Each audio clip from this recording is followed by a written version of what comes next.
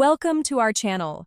If you want to buy cryptocurrency safely using your smartphone, follow these step-by-step instructions to protect your funds and personal information. Step 1.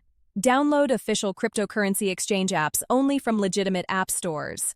Verify the developer name matches the official company and check reviews carefully. Step 2.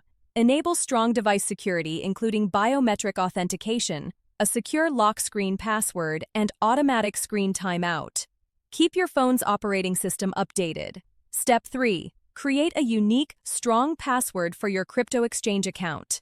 Enable two-factor authentication using an authenticator app like Google Authenticator or Authy. Step 4. Avoid using public Wi-Fi networks when accessing your crypto accounts. Use your mobile data connection or a trusted VPN for added security. Step 5. Verify that you're on the official exchange website or app before entering credentials. Bookmark the official site and never click links in unsolicited emails or messages. Step 6. Start with small test transactions to familiarize yourself with the process before making larger purchases. Double-check all transaction details before confirming. Step 7. Consider using a mobile hardware wallet or installing a reputable non-custodial wallet app for storing larger amounts.